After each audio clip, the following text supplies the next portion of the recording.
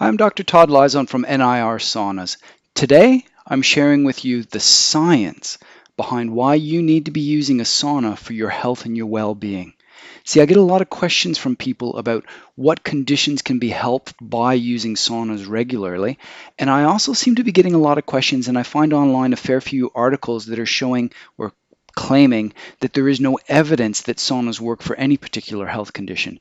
See, that's false. And that's why we've put together this particular video, because the reality is the research is there, it's clear, and it's growing.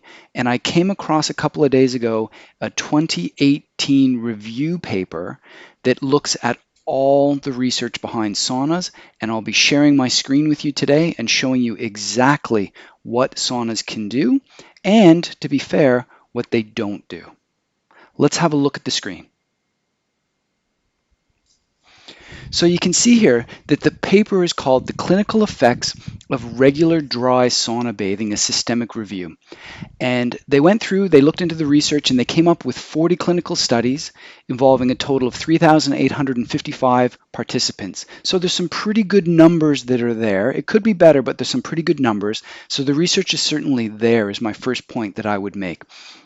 Now, in all honesty, because I have to at least put it out there that I could potentially be biased because we do build and sell infrared saunas, when you look at the conclusions here, I want to keep this balanced. And if we read it, it says regular dry sauna bathing has potential health benefits. More data of higher quality is needed on the frequency and extent of adverse side effects. Further study is also needed to determine the optimal frequency and duration of distinct types of sauna bathing for targeted health effects and the specific clinical populations who are most likely to benefit. So I want to put that out there right up front, because I'm not claiming that saunas are miracle fixes for people. What I am saying, however, is that as we go through this and I show you the research is clear that saunas do work. There needs to be more research, though, so that we can go through what it has just said there. What's the optimal frequency? What's the optimal duration? Those sorts of things. What are the side effects that potentially exist so that we can avoid having problems with those people? But saunas definitely work is the first point that I would like to make. Let's scroll through this paper and we'll go through a few things in a little bit more detail. So they've got a nice long introduction. I encourage everyone to read this paper for themselves so that they do keep it balanced, but they go through and they explain a whole lot of different things about saunas and some of the different types. They mention down here in the yellow that there's considerable evidence to suggest that sauna bathing can induce profound physiological effects, meaning the evidence is very strong that there are definitely effects within the body, and that's what we're going to continue to explore and look at. But I just wanted to point that out initially in the introduction through here. And the author points out here that this is the first systemic review of sauna and health to include both Finnish and infrared saunas. Now, there's a little bit of a difference. Finnish saunas are typically where you take the water and throw it on the rocks and you get a bit of the steam and a little bit more of that sort of heat there. Very hot. Infrared saunas use infrared heat. It's a dry sauna, runs at a slightly less intense temperature, a little bit more comfortable. But this review looks at both of them. The end effect is they both work. They both create heat, but as we go through more research, we may find that there's slight differences in the effects. So again, just putting that out there as a little bit of a disclaimer.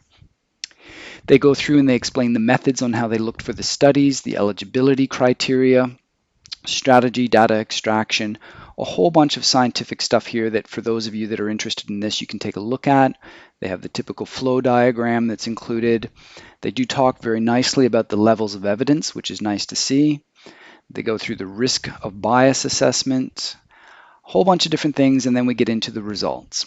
And I'm just going to continue to scroll down here. Again, you can get this study and have a look at it for yourself. It's available online. If you just do a Google search for it, you'll find it. And as we come down here, we get to the health outcomes. And these are the things, I'm just going to go through them very quickly first and then go through in more detail as we look at some of the more detailed results. But these are the outcomes that we found that saunas definitely have evidence for. And the first one, and the one that we have the most evidence for, is one that people might find intuitively a little bit odd, but it's cardiovascular disease. People have this idea that saunas are bad for heart problems. And the reality is, with a few exceptions, we have to keep in mind who the people are that are contraindicated for this, that saunas are fantastic for cardiovascular disease. And we'll go through some of those results there in a little bit. Other things that we've got some good research into is rheumatological and immune-mediated disease. That's your rheumatoid arthritis, ankylosing spondylitis or AS, those sorts of things, fibromyalgia, a couple of other things, Sjogren's syndrome, those sorts of things.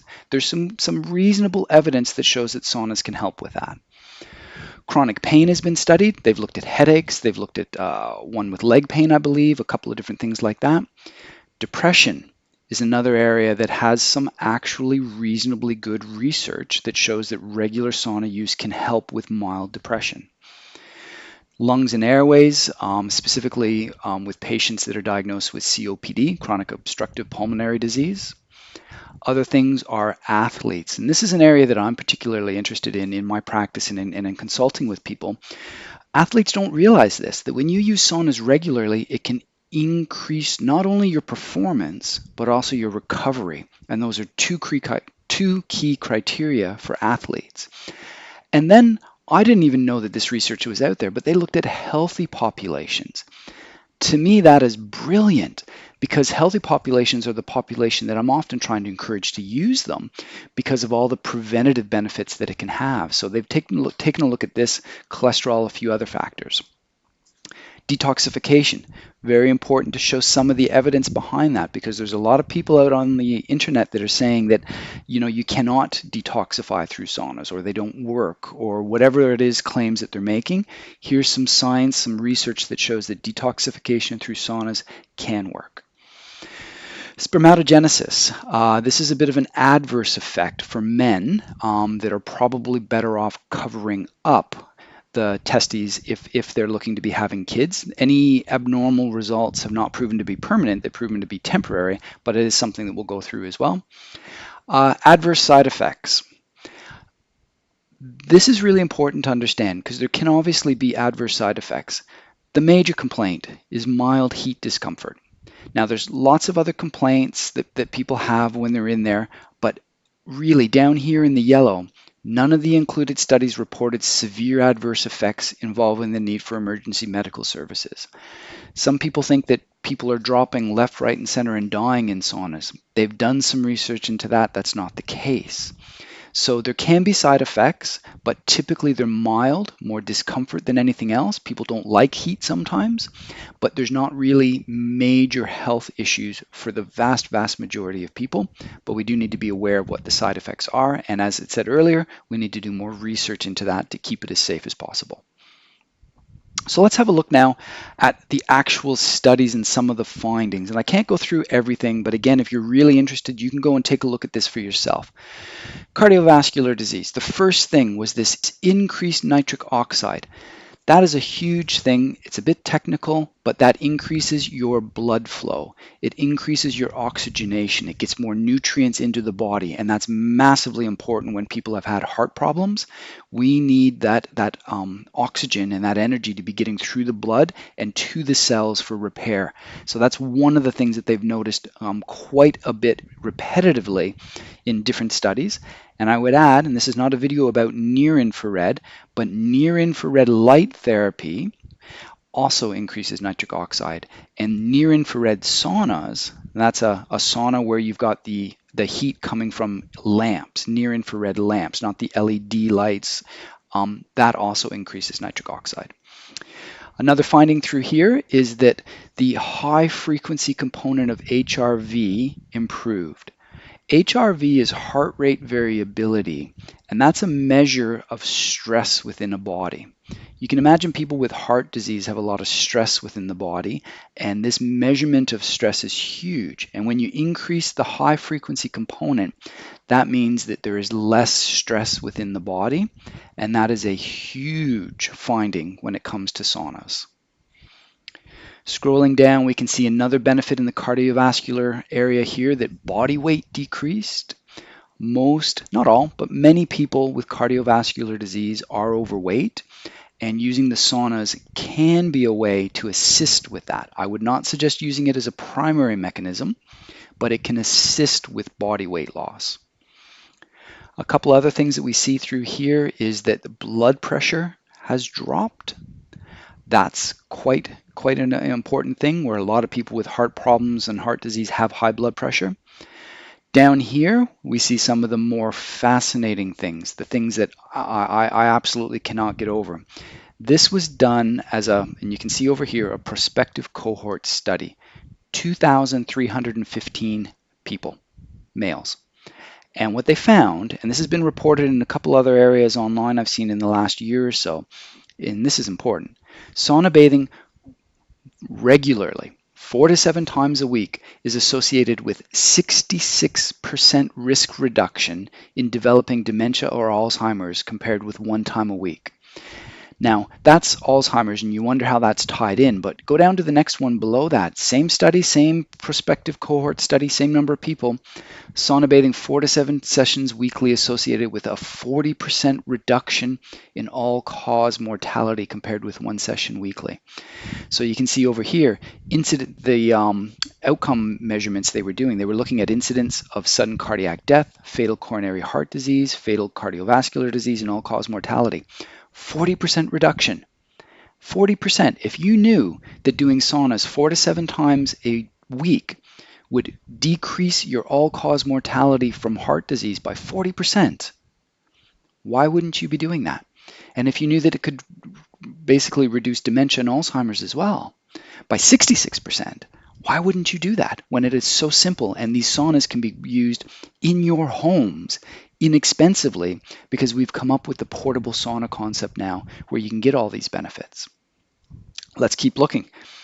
Cardiovascular disease, another thing, improved stress, improved fatigue levels, improved general health. Scroll down a little bit more. Decreased plasma norepinephrine and epinephrine levels. Those are your stress hormones. Makes sense. If you can decrease your stress by measuring the HRV and all the other things we've mentioned, of course your stress hormones and your plasma levels go down, and that creates more health as well. So from a heart perspective, you can see massive number of studies, retrospective studies, all kinds of things, huge benefits. Here's the next bit as we move on, looking at that rheumatological disease, chronic pain, and depression. I highlighted a couple of areas. This one here, 44% reduction in headache intensity. That would need to be looked at a little bit more detail because headaches can come on for many reasons, but I would suspect it could be because of the stress aspect of things. Increased likelihood of return to work 2 years later and a decrease in anger.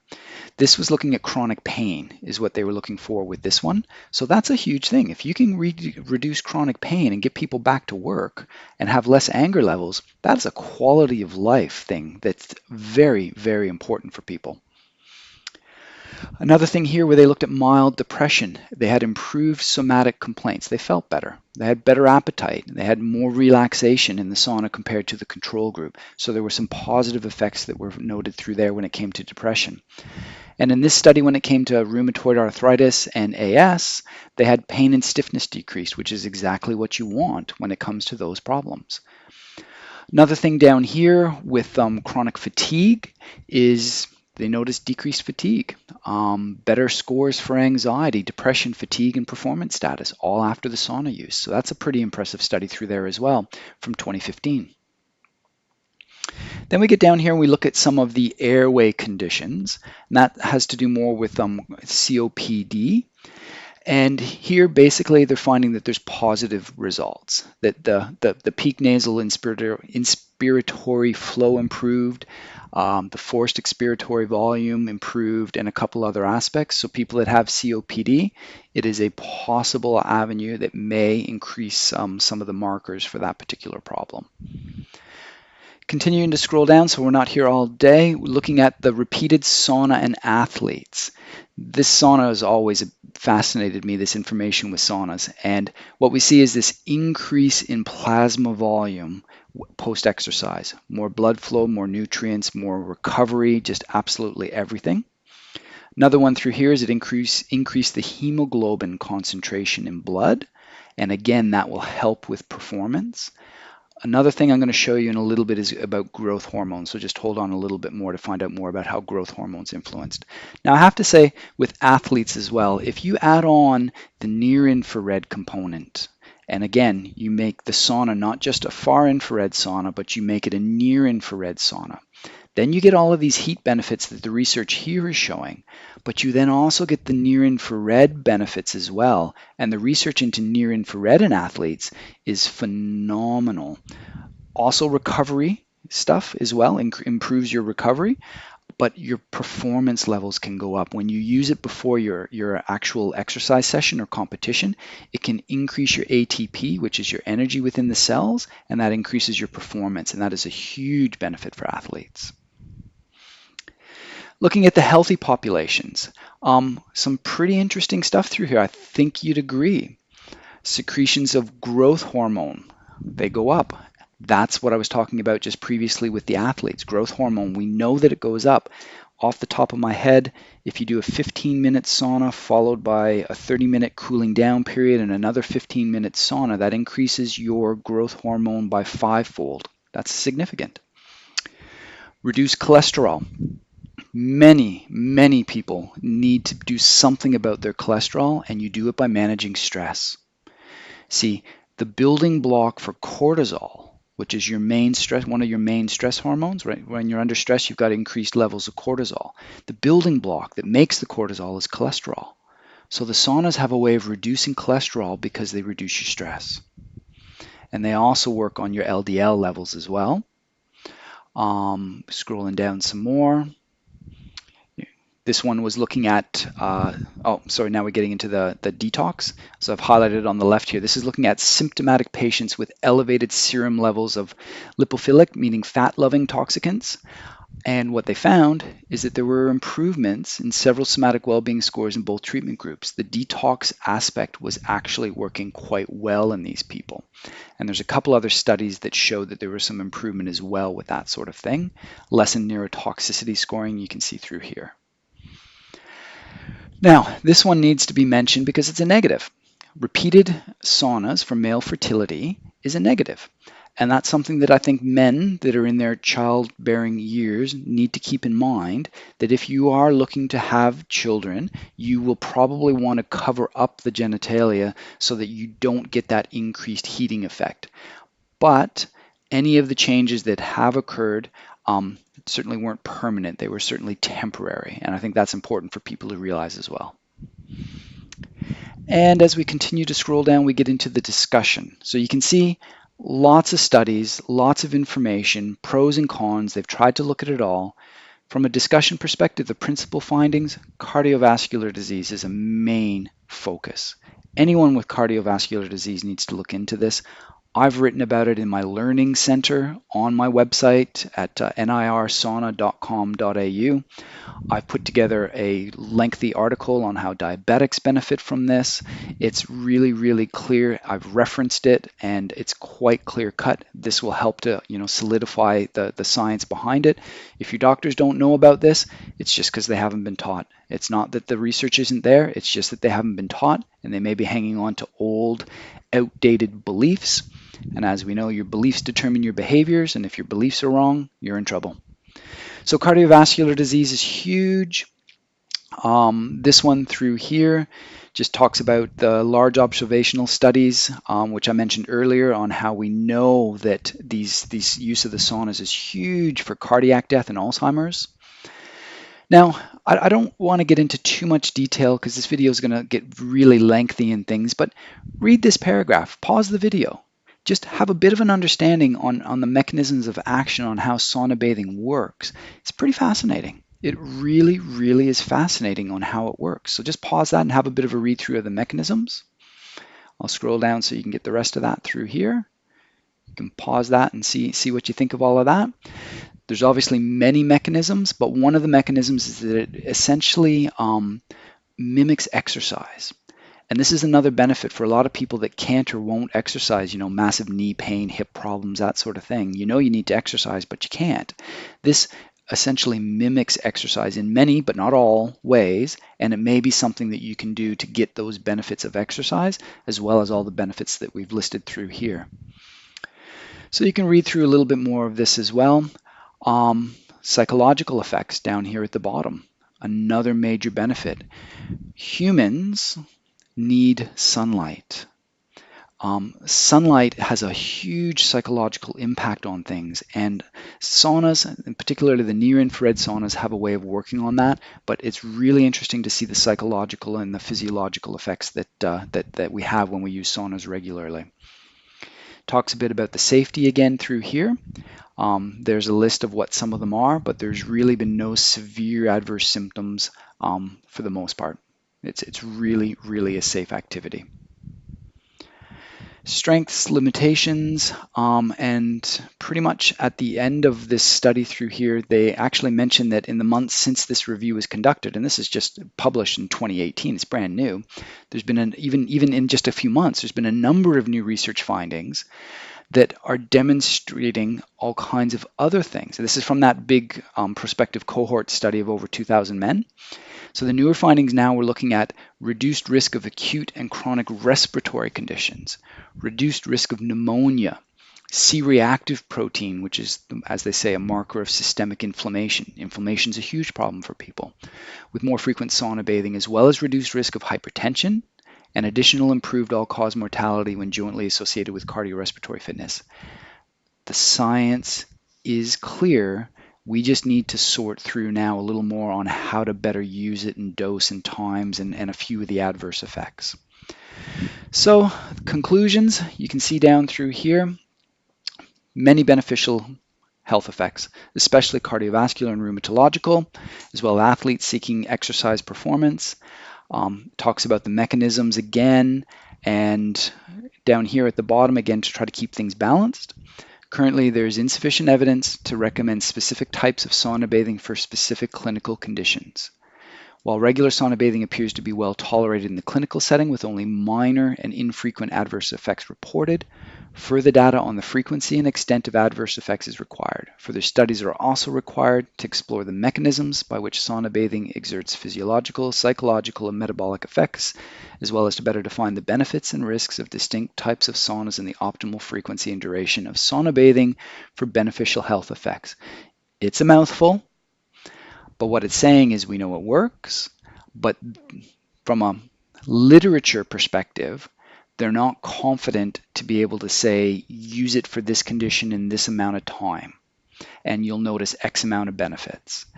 Now, from my perspective, I would look at this and say, fair enough, and I respect that, but I would also look at it and say that it's up to an individual's choice as far as whether they want to try something to see if it improves their health. And I think what I'm trying to do is just share the information that's out there so that you can make your own decisions regarding your own health, what you want to try to get that health back that you so desperately want.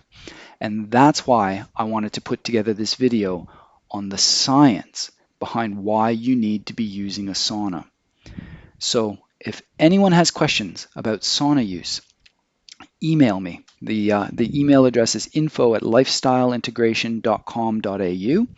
If anyone wants to know more about saunas, if anyone wants to know more specifically about near-infrared saunas, because I've hinted at that a couple of times, that's the next step up from just far-infrared saunas, where you get the benefit of the heat and the near-infrared light therapy. You want to know more? Again, contact us or go to our website, nirsauna.com.au, and check out our Learning Center for far more videos and articles on all things to do regarding saunas.